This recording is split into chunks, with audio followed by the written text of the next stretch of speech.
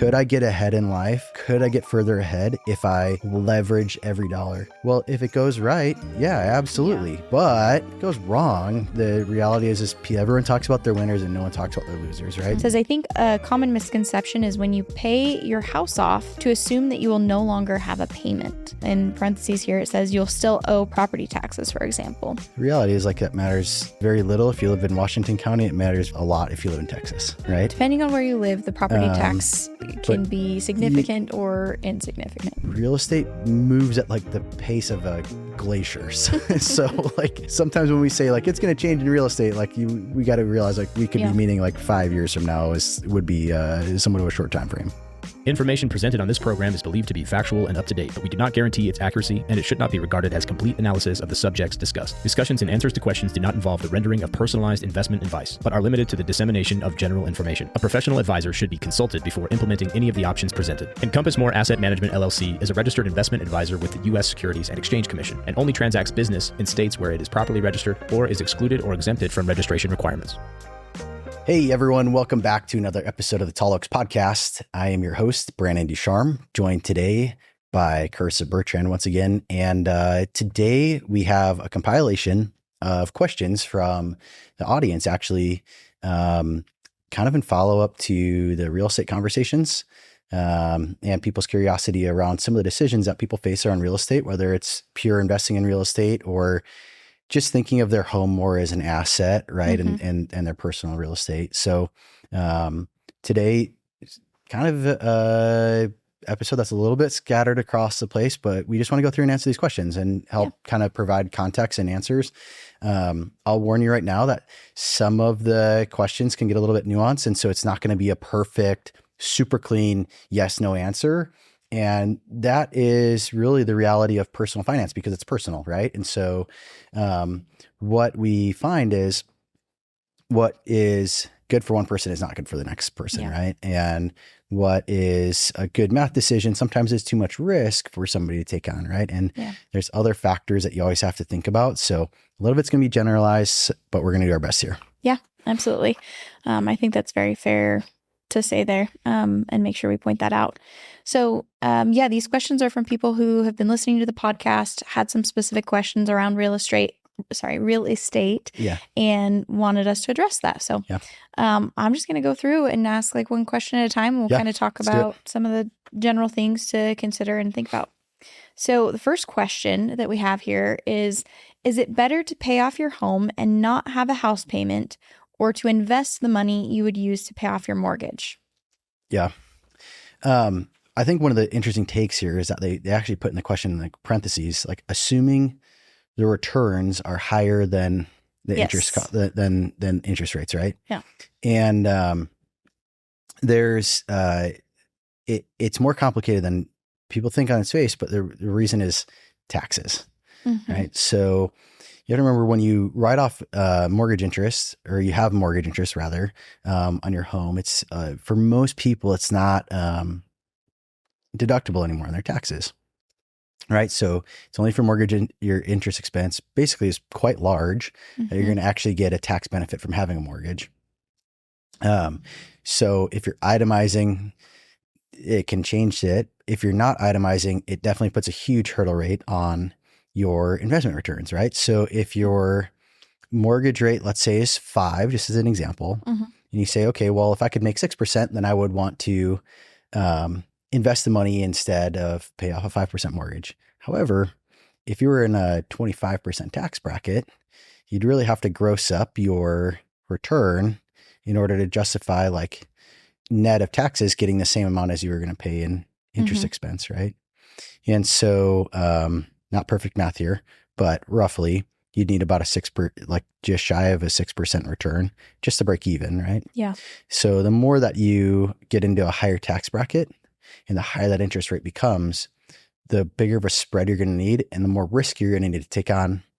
And the more risk that you take on, the less you have in what's called arbitrage opportunities, which is just a little bit of an arbitrage opportunity is kind of saying I'm going to borrow money from somebody at 2%. I'm going to lend it at 4%, right? Yeah. And I'm just going to make the 2% in the middle, right? Well, the higher the returns, the less stable, essentially the arbitrage. You could kind of think of that. And that's what gets a lot of hedge funds into trouble. So don't turn yourself into a hedge fund that blows up because you want to make a couple extra points on your mortgage is generally my advice to people.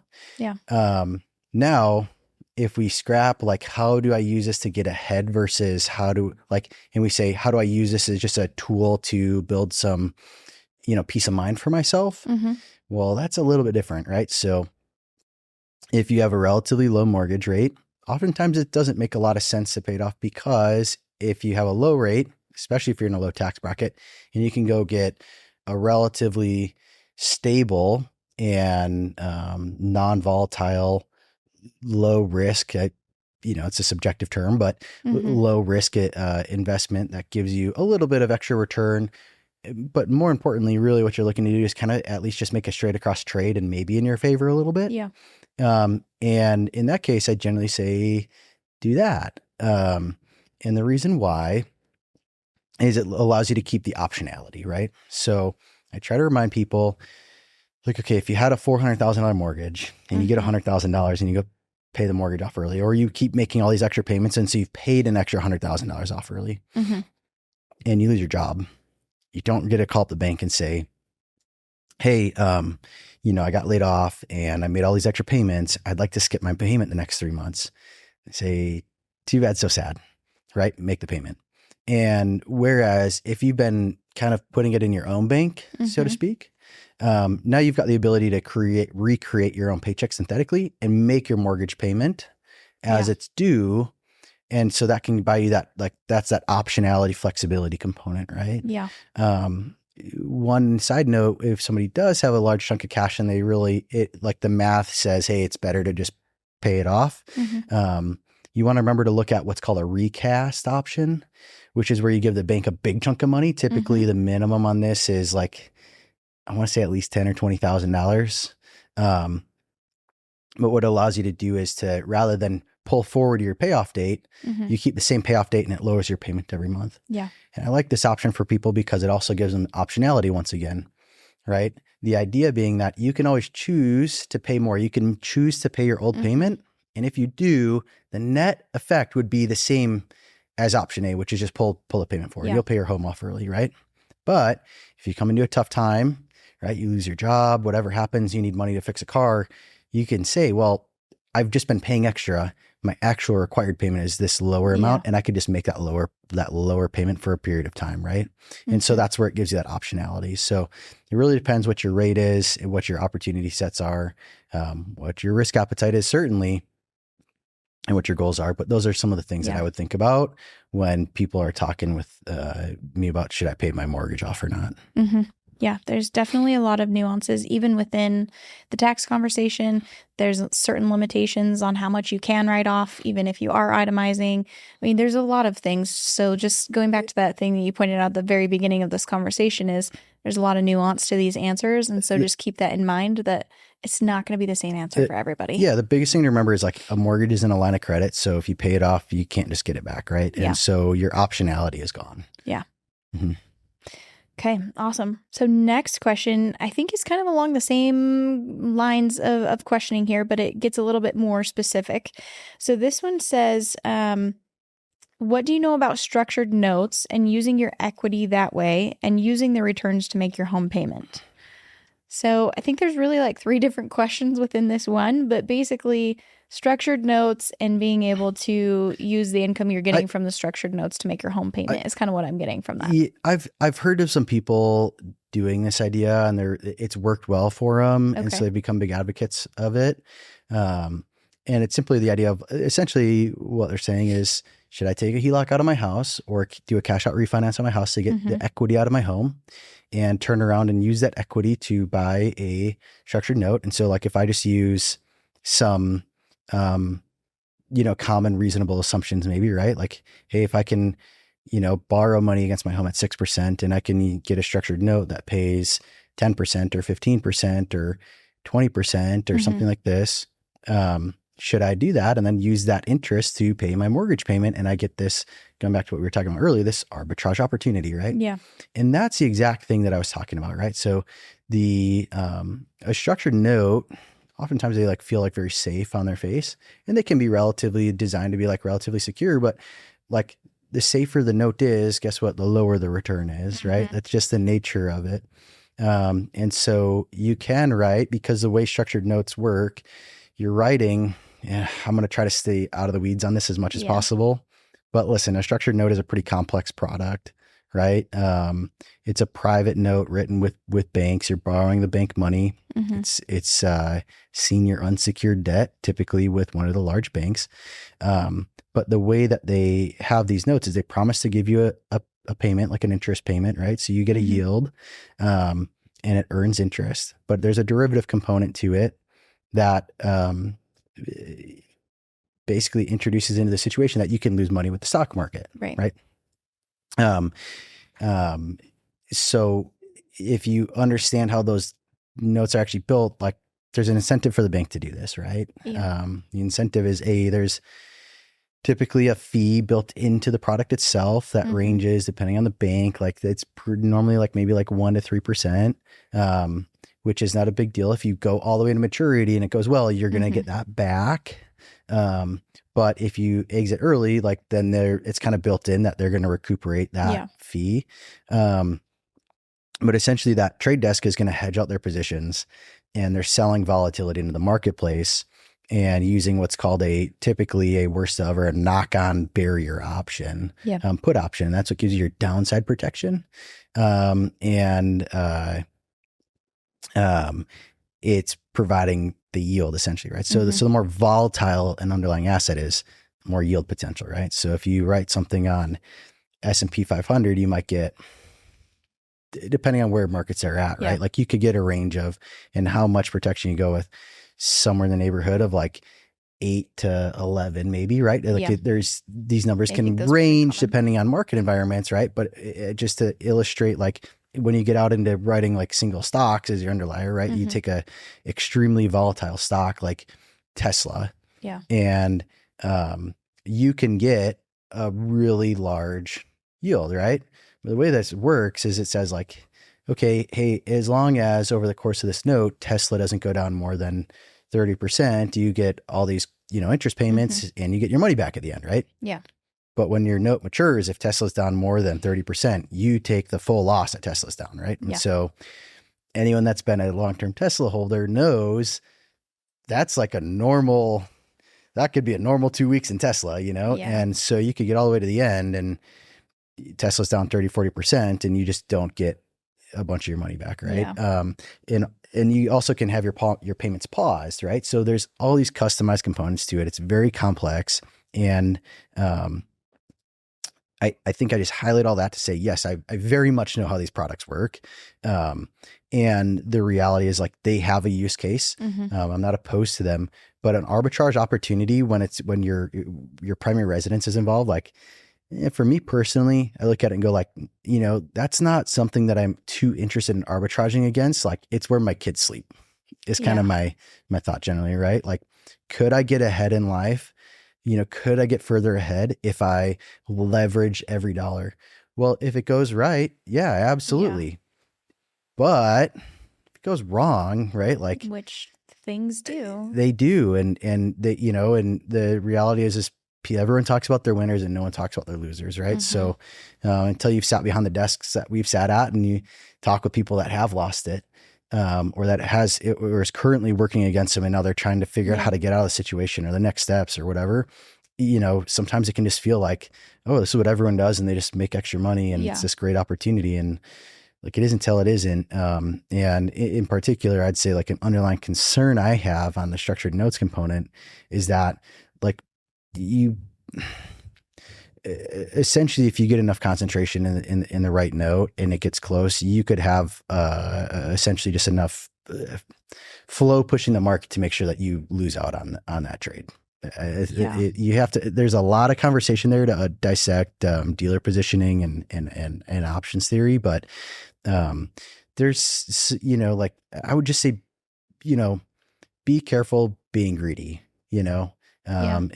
Prudence pays in the long run. And generally I don't advise people to take on, leverage and risk that is going to potentially blow them up. Yeah.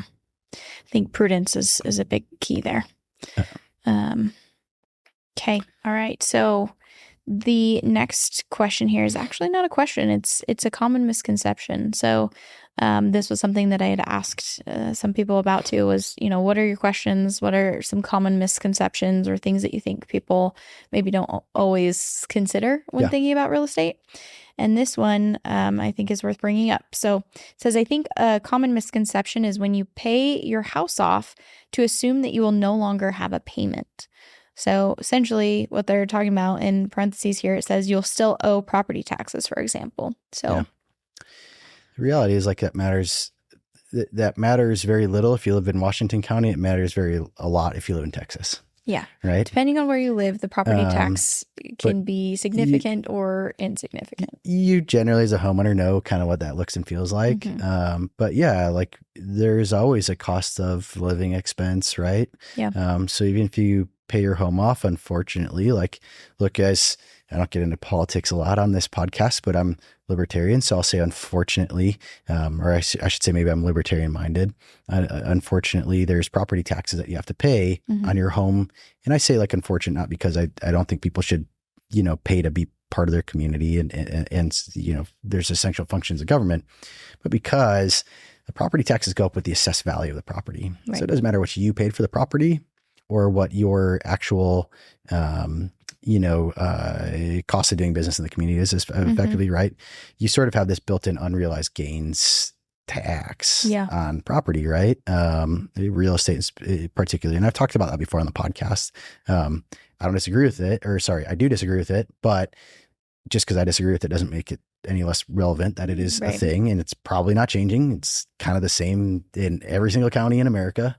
And so reality is, yes, you're going to have a property tax bill. It's probably going to go up with inflation to some degree, potentially more depending on if you're in a municipality that's really well run. So oftentimes in Utah, we have truth in taxation laws, and I would say the property value or the property taxes stay relatively low and kind of in check. Yeah. But if you're in a state or a county that is a little bit more rampant, you can see property taxes increase sometimes quite significantly. I think it's a common misconception when people get a mortgage too, when they say well, rent goes up every year, but my mortgage won't. It's well, not really. It will go up to maybe a lesser degree, but as your property taxes go up, so will your mortgage payment, right? Yeah. If you're doing escrow payments, and insurance will go up too, right? So as the value of your asset goes up or your home goes up, your insurance cost is going to go up. Yeah. And I think that one's another thing that a lot of people forget about is the homeowner's insurance. Yeah. And I mean, there's lots of changes I think that we've seen over the last few years. Insurers not covering the same things anymore, like with the wildfires and different things. And so that can increase the cost. Just some things to be aware of. And I want to say really quick, I think it's easy to get caught up in these details, right? Buying a home is a good deal or a bad deal because there is or isn't this nuance of continued property taxes or insurance. So you'll always have some kind of payment. You're okay, well, it is what it is. Yeah. And what I'll continue to always basically highlight to people is if I looked at all the people that I've worked with over the years now and have known or worked with personally, the people that are the happiest and really oftentimes the most successful are the people that didn't worry about that kind of stuff. Not to say it didn't worry them, but they didn't say how am I going to beat the system? They just they bought a home, they just paid it off, right? They put money in their 401ks, they put money in IRAs, they saved money, they made prudent choices. Yeah. And they're in really great spots and they're really happy, right? Now, sure, could they look in hindsight, and say, man, well, if I would have leveraged my home and done this and done that, and, then I could have been in this spot. And it's well, yeah, if I would have bought a bunch of Bitcoin in 2009, look where I'd be. It's but I only know that because I'm looking back. Yeah, this is the Tall Oaks podcast, not Hindsight Capital. So you don't know those things, and you don't know when things are going to be you don't know when the next 2008 is going to happen, right? You don't know when property values are going to go up or down perfectly, right? In a major way. And so look, like I think people get into trouble or they get frustrated because instead of just paying your home off and saying, okay, well, at the end I pay taxes, but I pay taxes whether I have a mortgage or not. So I'm going to just separate that out. And yeah, I want a mortgage payment, but like I got a taxes payment no matter what. Mm-hmm. And so my decision is just focused on, do I want the mortgage or do I want to pay it off? And they do that. And they say, I'm not going to go and, cash out refinance my house to consolidate my debt and you use it as a piggy bank and buy a boat or whatever, people do. And I think those are the decisions that get them into trouble over time, is looking at their home as a piggy bank. Because we've had such a great, real estate market post 2011 or 12, right? And so the reality is, if you do that, you're perpetually kicking the can on the road of paying your home off. And then you get to the retirement age when you go, well, I want to retire now. And the problem is you're having to take, if you have a $2,000 mortgage payment, even if you're at the back end of that amortization schedule, and so your actual interest cost is really minimal, you're potentially having to look and say like, well, I got to take $24,000 out of my IRA or my 401k every year just to pay the mortgage, right? And so now instead of taking, if you needed only, if your living expenses are say like 30,000 is what you were going to need otherwise, well, now you have to take like 54 and it's affecting how much of your Social Security is getting taxed. It's pushing you from potentially like a 0% tax bracket situation into a 12 or a 24% bracket. And you're incurring all these other constraints and challenges that add a layer of inefficiency when it's like, reality is like, if you don't have the mortgage, you'd be wealthier off, but it's really, really tough to model out and say like interest expense or tax efficiency once you're in retirement, because oftentimes you get so far out in the future, it's hard to see that far beyond the horizon. So to nail it perfectly is tough, but to say, you know what, generally a decent idea, like I want to pay the house off where my kids sleep so I don't have to risk, losing my house in an economic downturn. And I want to have, good savings and manage my lifestyle expenses. Those are prudent choices. I would say that's personally how I live, but that doesn't mean everyone has to do it that way. But I think if you want to build wealth and move that wealth forward across generations, for sure, that's probably the right mindset to be trying to track. I agree with that. And I think one thing that I'll just add to that is I think a lot of people that are focused on the smaller payments of like the property taxes and the insurance and things like that, they're probably a little bit out over their skis on how much they can afford for the mortgage, maybe went a little bit bigger than they should have. And so these things are creating a little bit more turmoil for them than if they were just a little bit more modest in their choice on the property that they chose to live in, and or their readiness to buy, truthfully. I think that's there's a lot of conversation that's happened in the past that's like, that's what you got to do, like, you buy a house and that's your first step to wealth. And I don't know that that's really the case anymore. I have a number of thoughts about it, but the reality is it really depends on who you are, when you're looking to buy, where you're looking to buy, what you're looking to buy. And it's a lot more nuanced than it used to be. It used to be kind of just, no matter where you are, you probably can just buy, get a great deal on the interest rate. And hey, the Fed is doing QE for 15 years straight. Like you know what I mean? They're going to subsidize the mortgages. They're going to push and incentivize people to buy homes. And at a certain point, any good value investor or anyone that's taken macroecon 101 knows, or any basic investing class, right, is like, when you pull forward the returns from the future to the present, so you have an above average return. What you've done is you've pulled forward, right? And so as you pull something forward, you're less likely to have the return in the future because you already pulled it to the present. And so I think people are excited about real estate because it kind of had this one last really big run kind of in the COVID area. And the reality is it's been pretty underwhelming since 2022. And the interest expense is quite high. I think every time we have some kind of crisis, or not really crisis, but anytime there's kind of hiccup in the markets, you no longer see interest rates go down like you used to, like that flight to safety that would push interest rates down. You see interest rates go up, which is kind of indicative that we've turned this corner, and everyone's kind of wise to the fact that, hey, when there's a real problem, they're going to turn the money printer on. And this time the inflation cat is out of the bag.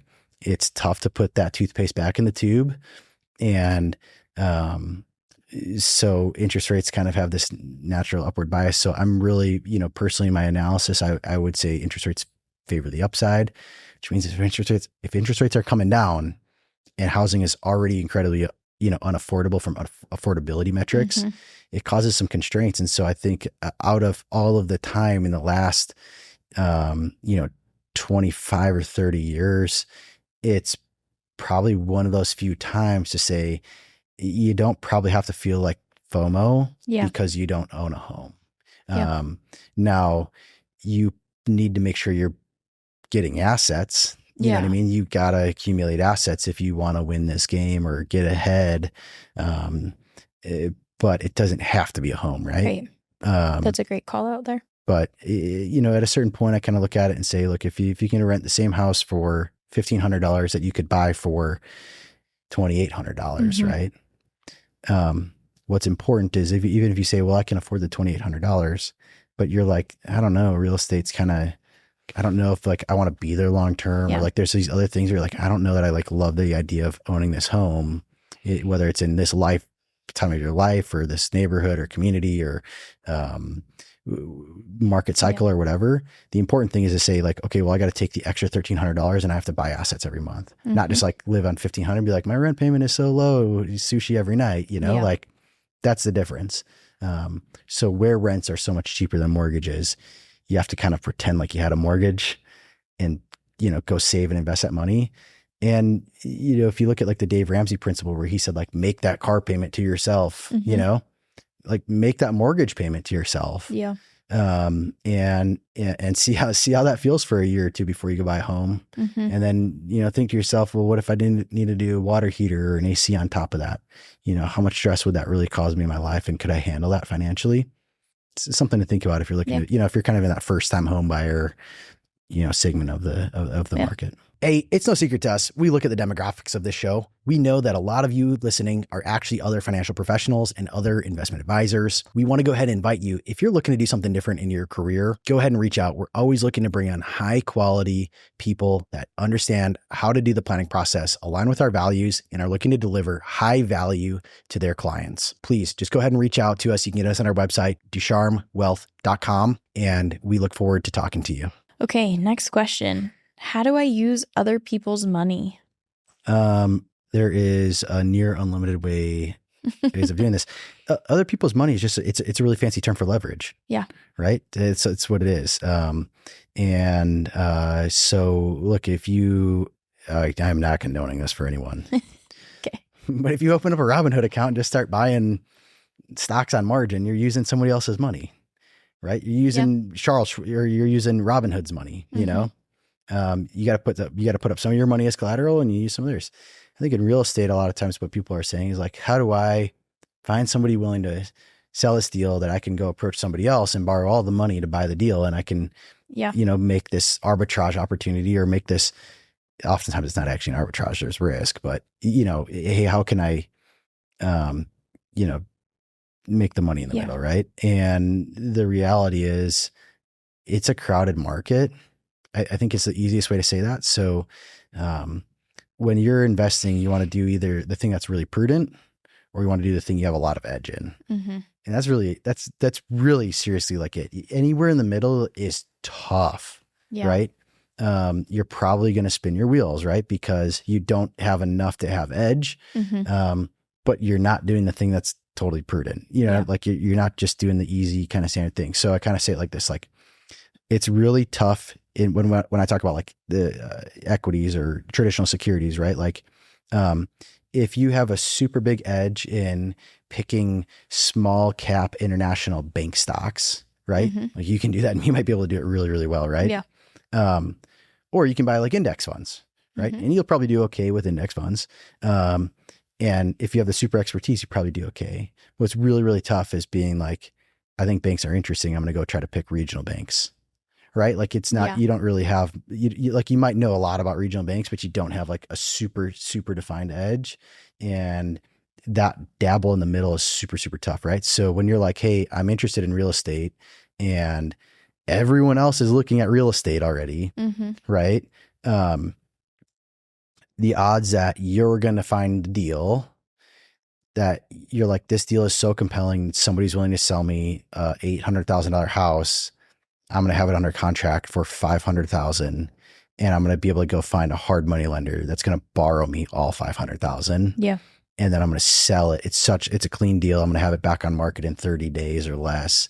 And I'm going to sell it, and I'll never have to come a dollar out of pocket because I'll use somebody else's money. Yeah. Like, it might be you, but how much time are you going to spend in your life trying to find that deal? The return on hassle for that too. The return on hassle, I'd say the reality is, I'm saying this from experience, right? As a CFO of a real estate partnership for several years, and we looked at a lot of deals. And what those numbers generally look like is a spread so tight.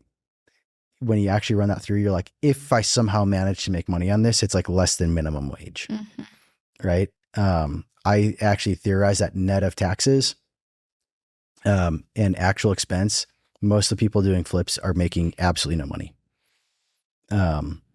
Just based on the numbers, like the deals that I've seen, and when we've looked at homes, and we would go look at a property, and we had our model put together beforehand, and we had pretty good numbers, and we'd say like, okay, this house is kind of getting auctioned a little bit, right, on like a wholesaler type market, and they're putting it out thinking like 450. We're thinking like, yeah, we might be able to get it at, okay, if we can get it at 400, it'd be a tight deal, but we might be able to make some money here.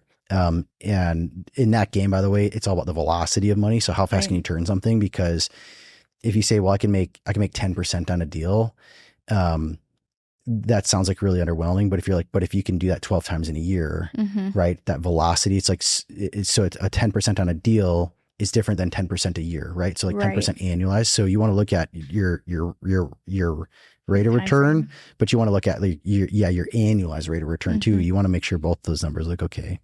But we'd look at it and we'd show up and it'd go for like 525,000. We're like, what is somebody doing? Yeah. And somebody's got, deep pockets or access to deep pockets, and they're burning money. And at a certain point in real estate in particular, like I always try to remind people this, it's one of the few markets left that is very tough to detach from economic reality for an extended period of time, right? Yeah. And so like the fundamentals are so important in real estate, and you can just look at it and say like, that is so much risk. That is so much risk for like peanuts, Which there's another question that says, which percentage of profit should I aim for? And I think that just segues perfectly into this next question here of what you've been talking about. So like, what should somebody be looking at getting as a profit, the annualized return that they're looking at for the deals that they're doing?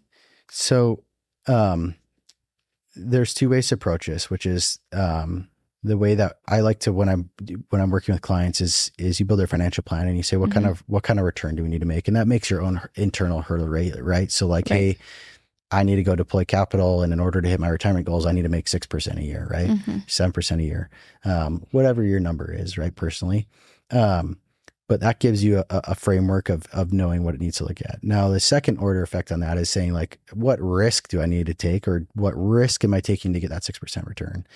And so if you kind of take that conversation out, because I have no insight into anyone that's doing this, and we look through just like traditional finance lens, you really would look at it and say, okay, well, what's the risk-free rate? And so like your common measure of that would be like the 10-year treasury maybe, right? If it's a flip, you might be using like a SOFR, like an overnight rate. So the short end of the curve. And then you're saying like, look, I need a market risk premium on top, because like, why would I do any kind of real estate deal that has all this risk, and get the same return as like a money market account, right? Like that doesn't make sense. So you need a market risk premium. And what you have to do is start really evaluating your risk and trying to understand what your market risk premium should be, right? The reality is like, if interest rates today are at say like 10-year, for easy math, say right now, I think it's a little higher, but say 4.25%, right? Okay. Well, if you're going to get a piece of real estate that net operating income was going to give you 3% a year, it's like a horrible deal. If it's going to give you 4.5%, you're like that's 0.25% of market risk premium. Like is for all the work and 0.25% time and effort and everything that you're putting into it. Yeah. Is it worth So 0.25%? Well, like, so now enter the conversation of alternative, right? Like, so what are your alternative options? Like you can buy newly issued mortgage bonds for 6.25%, and get 6.25%. And like, why would you take risk in real estate? If you can get 6.25% on mortgage bonds, right? Yeah. Now, again, if you find an opportunity, it's always a good time to buy a good deal. Mm-hmm. And sometimes you find those deals where you're like, hey, I found a flip opportunity. And that's like more of a trade than an investment, right? Yeah. Okay. That's really like in the real estate world. That's like me looking at like, hey, I found this deal in the stock. I think the earnings coming up, whatever they're going to beat. And, we're buying and, we're out next week. Right. Mm-hmm. Like when you flip a house, it's the same thing. Yeah. Right. It's totally the same thing. So if you're looking at deploying like money into like a long-term rental, you got to just factor like, what's my equity appreciation? And we just had the conversation. It's probably not much, over the next several years. And then you got to look at what's your return on investment just from cash flows, right? So net operating income, and you want that net operating income to be greater than the alternatives, right? I mean, that's kind of the reality of it. Yeah. I'll tell you, I think if I was looking at deals right now, I'm probably looking for, 12-ish, 10 to 12. And the reality is like, there's nothing in the market that's even that close. Yeah. The valuations are so high, right?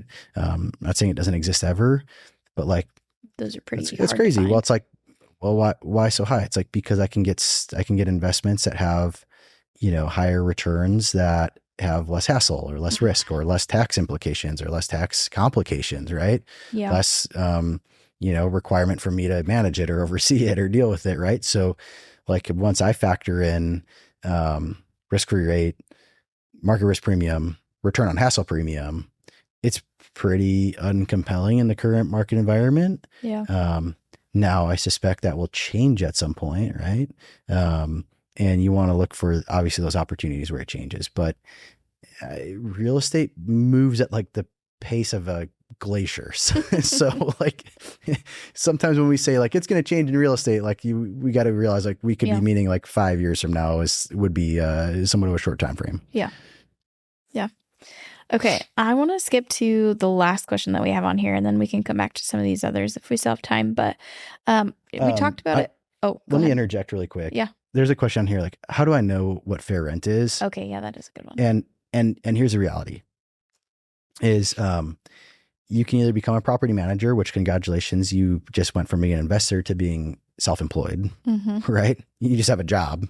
Or you can hire a good property manager and you can just ask them, say like, well, show me what other properties you manage and what similar properties are renting for, and what do the turnovers look like in those properties. A good property manager can have that conversation in a really good way and show you comparables, show you what the pros and cons of going a little higher on rent or a little lower on rent, or, you know what I mean? Because sometimes you can take the same house and you could say this house, we're going to allow pets and lower credit scores, and the house right next door, that's like the same house functionally. We're going to own, we're going to have higher credit requirements. And we're not going to allow pets, right? And you could have two very different rents, and you could have two very different outcomes on the investments, 3, 5, 10 years down the road, right? Yeah. And so you want to I always remind people, like, just if there's not room in the deal for a property manager, it's not an investment, it's a job. Yeah. Cool. Okay. So this last question here that I wanted to jump down to, we talked about it a little bit in the last episode, but I think it's a good one to kind of come back to as well. So the question is, how do I factor in additional expenses into the forecast to calculate the correct return on investment? Expenses like interest payments, property taxes, insurance, maintenance, etc., especially in comparison to other investments like equities that don't have the same types of expenses. Yeah. So the reality is equities have all of these expenses. It just has it within the company before you get paid, right? So that's the difference between illiquid assets and liquid assets, right? Yeah. So when you own real estate with direct ownership, it's kind of like just owning the entirety of the company. But listen, Walmart as a company owns a lot of real estate, and they deal with property taxes, insurance, maintenance on those buildings, and interest payments, right? Like they have all those things they deal with. You just don't have to worry about it. Yeah. So if we're having a conversation now on how do we worry about it, the reality is like, welcome to financial modeling. There's my preferred method is Microsoft Excel and a spreadsheet and reasonable assumptions. There's no perfect way to do it. Property taxes is somewhat easy because you can just look at property tax records for the county, and they're relatively stable, and you can generally project them at a pretty stable rate. Interest payments are pretty projectable because you know what your debt is going to be on the front side. It gets really nuanced if you start taking on loans that have like balloon payments that are due in, say, like 3 years or 5 years, and you have to start all of a sudden saying, what's my contingency if I can't make the balloon payment? Or what is my, or like, okay, maybe I can make the balloon payment, I can hit the refinance, but like it's at a way higher interest rate. Yeah. And that can really change your long-term model. Insurance, I would say, is going up, and it's expensive, but it's predictable, right? To a certain extent. You want to, if you're uncertain, you know, I'm a conservative guy, so I just overshoot a little bit. And then your other ones that people don't really factor in is vacancy and collection loss is a big one. In Washington County here, we have relatively low vacancy and collection losses, but essentially what that is saying like, hey, so if every 3 years, you know, roughly, somebody moves out and the property isn't rented for a month, like you lose that month of income. Yeah. So what you want to do is build into that model, like, hey, 1 in 36 months, I'm going to not get a payment, right? I'm going to not get the interest payment. Well, you have to take that, and essentially like the math is, you know, the rent payment divided by 36, and you subtract that out of every single month. Yeah. Kind of linearly. Put that into so your that you're budgeting for it essentially, right? Like that's kind of how that works. And then, you know, capital expenditure works the same way, right? So you don't really build a model and say, okay, everything's fine. And then in month 31, I have to buy a dishwasher. Right. You have to be able to kind of look at a property. And what is nice is like the bigger a portfolio you have. So when we have clients, I've worked with people that have, you know, 20, 30, 40, 50 doors, they start to, you can average things out pretty good, right? You have you kind of know the profile of the properties you're working with. You average things out, like law of large numbers starts to kick in. Yeah. When you have 1 or 2 doors, you have a lot of volatility, right? Because it's nothing, a furnace and a water heater, right? Yeah. and so what you have to do is you have to have, if you're going to get into real estate, you have to, like, this shouldn't be a news to you. You got to go look and say like, well, does my rental have an old AC and an old furnace or an old water heater? And, you know, what's my appliance budget going to be? What's the typical time frame for those to be replaced? Yep. Yeah. And you got to kind of basically budget for it. And then you got to say, okay, well, once I replace it, then what's the life expectancy to the second cycle? And you got to budget for that. Right. And so you have to kind of model all that out. And then you have to remember, you got to take your gross rent, so what you think it's going to grow for or rent for. And then you got to take all of those things out, including your estimated losses, your estimated, you know, capital expenditure. And then that gives you what's called your net operating income, right? Yeah. And that's the number that you use to start determining like, hey, is this a good return on investment? Now, your net operating income, if you're trying to compare it to, like a security, like a stock or a bond, if comparing it to a stock, like that would essentially be more along the lines of like your dividend yield. Okay. Right. Okay. Because a dividend is like the cash flow the company produces, the income the stock produces to you. And whatever the home goes up in price is like the equity appreciation on a stock, right? The capital gain, right? And so what you want to be able to do when you're talking total return on investment is be able to have some way to model, hey, I'm getting this return on capital on an annual basis, right? My net operating income divided by the current value of the property. And then you have to say like, what's my anticipation for growth on the property? As a word of caution, I oftentimes find people do something like this. what has the historical last 10 years growth rate been of real estate in Washington County, right? And like, oh my gosh, it's 11% a year, or whatever, it's 7% a year. And they go, my return's going to be great. And the reality is that would be just as ignorant as if I went, the S&P's done 15% a year the last number of years, right? It's like, it's what has happened in the past is like the more above trend or historical precedents or what economic reality or fundamentals should suggest it has, the less likely it is to do that same type of return going forward. Yeah. Right. So over a long period of time, things do tend to mean revert. Right. And so you want to be really careful being too aggressive on your assumptions, because in finance, there's kind of what the old saying is like, if you torture a model long enough, you can make it give you any answer. Yeah. Right. And so if you just keep putting different plugs in and you keep making different assumptions, you can make any deal on paper look incredible. Yeah. And, it's a really quick way to get yourself into, financial trouble and regret. But I think if you're comparing real estate, I think, if you're going to look at deals, you got to compare it to what are my alternatives, right, to real estate? Well, you have to ask, why am I getting real estate, right? Are you buying it as a right tail hedge against major inflation? If so, comparing it to something that's like a bond or a private credit or something like this would probably be inappropriate, right?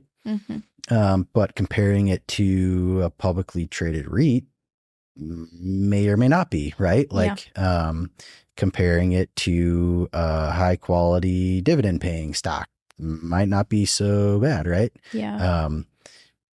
You got to look at after tax return. Again, I think a lot of people look at real estate and say, my gosh, look at all the tax benefits, to which I say, and all the companies that you can buy stock in take those same tax benefits, and then they pay you a dividend out of the net operating income. The same as, you would get rents and then have the tax benefits, and then you get to keep the net, right? Yeah. So it's not all that different. There's certainly some nuances, but, I think if you're buying real estate for cash flow, it's totally appropriate to say like, well, okay, if I want cash flow, maybe a bond or a preferred stock is maybe more appropriate, or a fund of preferred stocks, right? This is a dirty word and I don't even like it coming out of my mouth, but maybe an annuity is appropriate. I don't know. I'm not a fan of that, but like, I don't know. You only know if you look at the other components of your financial plan and identify like, why the heck am I wanting to buy real estate anyways, right? Yeah. And if it's just because you want to point at your net worth statement and say, look at this asset I own, like, okay, XYZ real estate address, or, however many freaking shares of Apple stock or Coca-Cola or Home Depot or index fund, right? It's an asset on the balance sheet, right?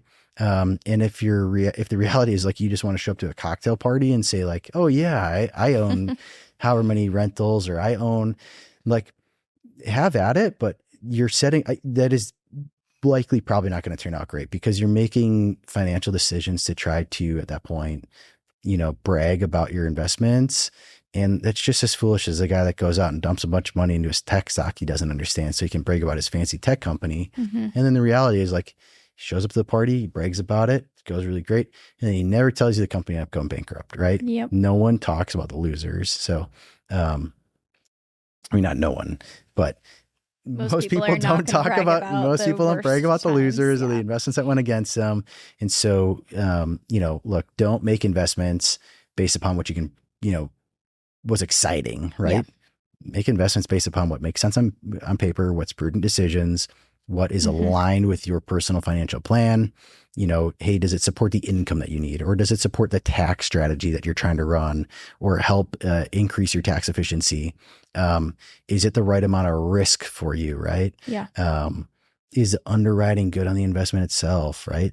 You just have to ask all these questions and make decisions based on those things, and you're already that much more likely to be successful.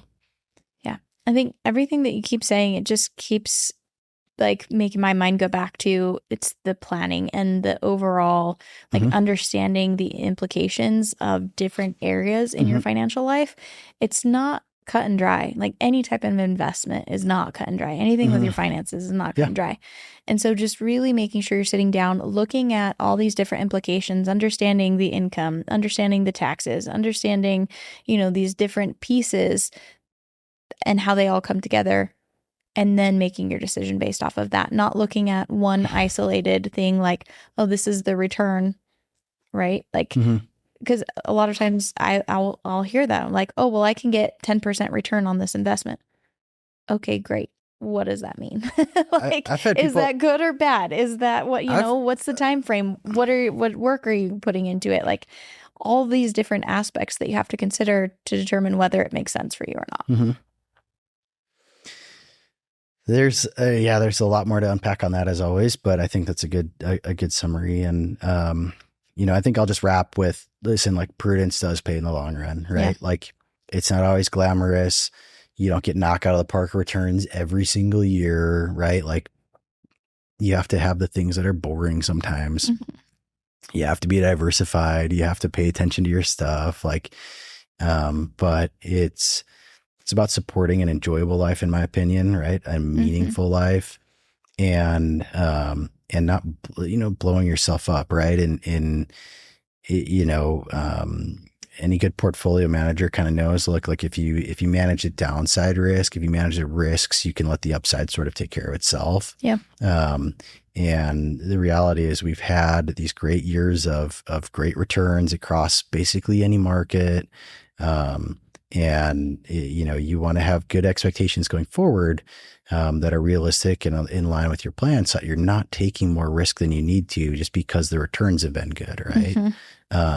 You want to dial that in, and it's a great time to be doing that, right now. So, I appreciate all of the people that sent in questions. Yeah. Thank you. We always like hearing from the audience and the guests. If anyone is out there listening still, I found out this week I had somebody actually this week that had reached out, and they said, by the way, when you say if anyone's still listening, that's me, and that made my day. That cracked me up yesterday. So appreciate you. But yeah, jokes, questions, comments, concerns, hate mail, whatever, we take it all. We like compiling some questions and answering this kind of stuff. And it's good for us, helps us know what you guys want to hear. So please don't hesitate to comment.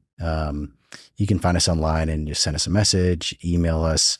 Heck, now that our cell phones are probably tough to track down and find on our website either. So you call us, whatever you want to do. But I'd love to hear from you guys and love to have more questions to answer. So cool. We'll see you guys out there.